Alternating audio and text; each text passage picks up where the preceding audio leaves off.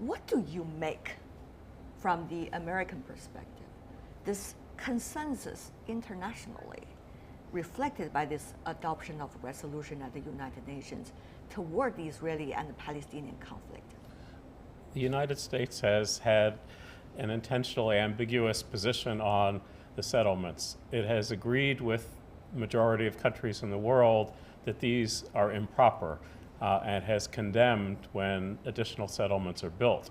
However, as the chief ally of Israel and chief defender at the United Nations, it tries to prevent inflammatory resolutions or action.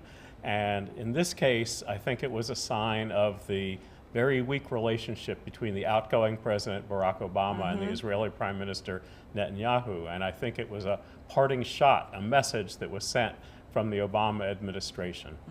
Is this, Mr. Javedanfar, a turning point, or obviously two gentlemen who do not like each other and each other's way of doing things? Well, there are two schools of thought, as my colleague in the studio said. I think, yes, that's one school of thought, that this was a parting shot by President Obama. His relationship with Prime Minister Netanyahu has been bad from the get-go since they met 8 years ago.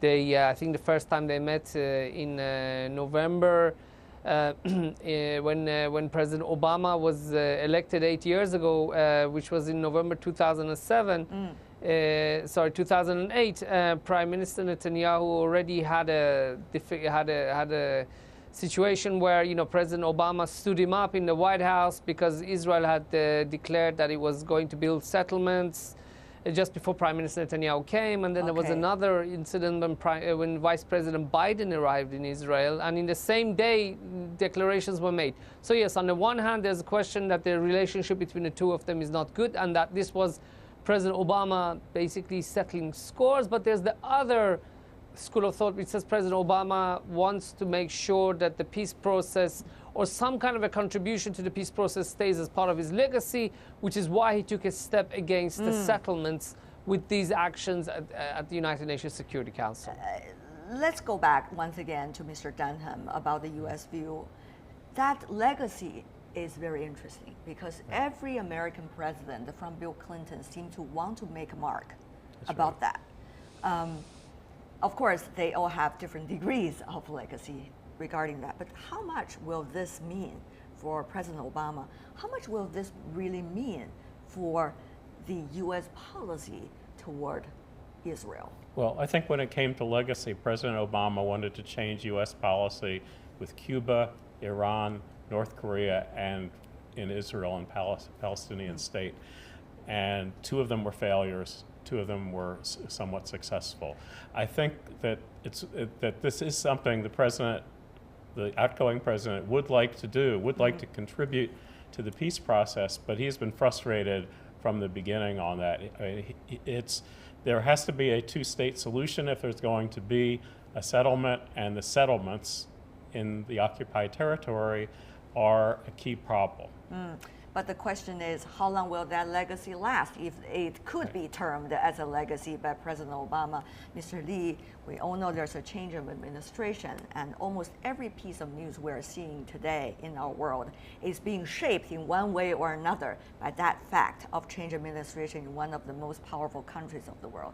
So what does it mean for the incoming president? President-elect Donald Trump, he's already very pro-Israel. Some of the remarks he made recently since being elected as the President of the United States almost resemble word by word with what Prime Minister Netanyahu said not long ago. Mr. Li, what do you make of it? I think, as you correctly said, the President-elect, Mr. Trump, is very much a pro to Israel. And not only about his speeches during the campaign, but after he has been elected.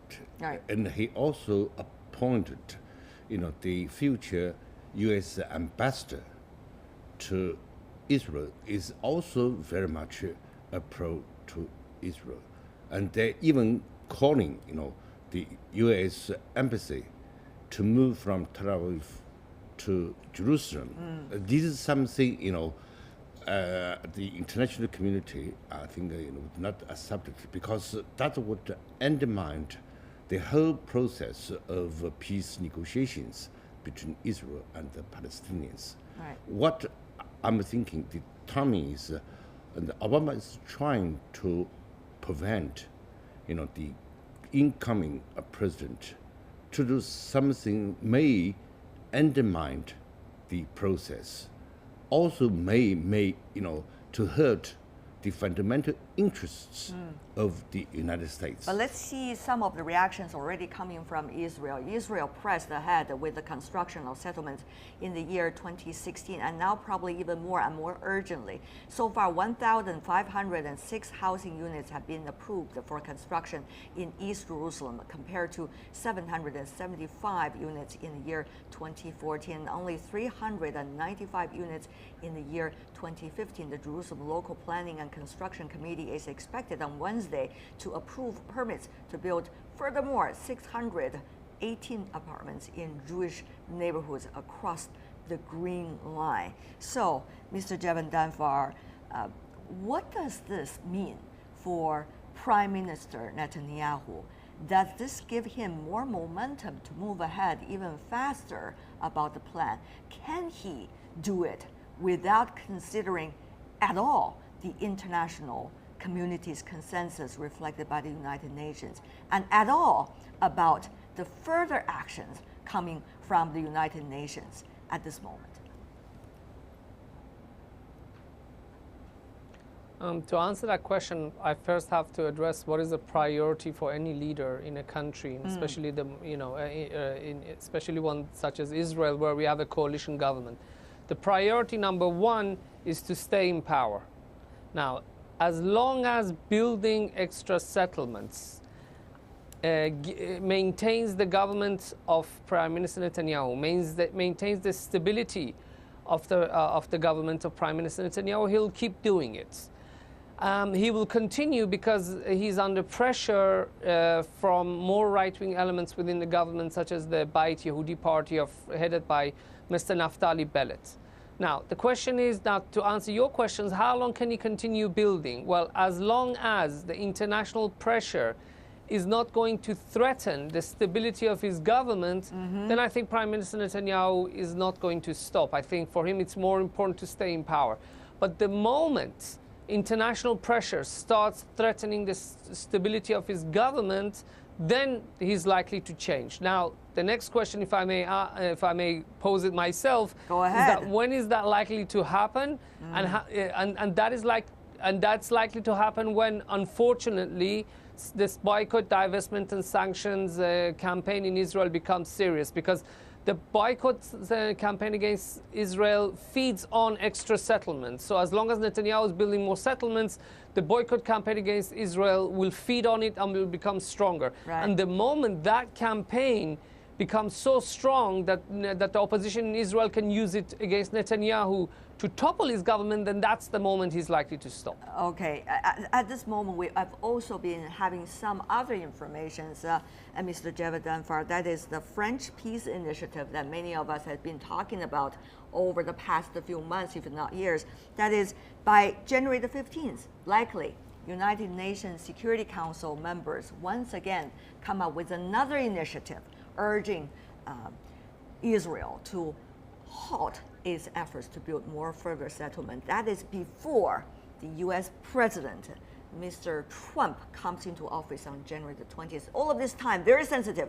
So how do you think, is there any strategy that Prime Minister Netanyahu will be able to navigate this from now until the 15th, and from the 15th, if adopted by the UN, toward the 20th? Very briefly from you, Mr. Javedanfar. Well, that's an excellent question. I think Prime Minister Netanyahu is not counting the days, but is literally probably counting the seconds until President Obama leaves the office. There's great concern here that yes, as you said, even with days before he leaves office, there could be another resolution against the state of Israel. What can Prime Minister Netanyahu do? Well, he can, from now until then, use some of the pro-Israel groups in America, such as the AIPAC lobby, to pressure Obama. But as he's leaving office, it's unlikely that he will take notice because he's got nothing to lose. I think what Prime Minister Netanyahu is likely to do instead is to already start talking with President Trump to come up with ways to neutralize the remnants or the ramifications of these new resolutions. For example, if these new resolutions at the UN Security Council could make it easier to impose sanctions against Israel. Prime Minister Netanyahu probably is already working with,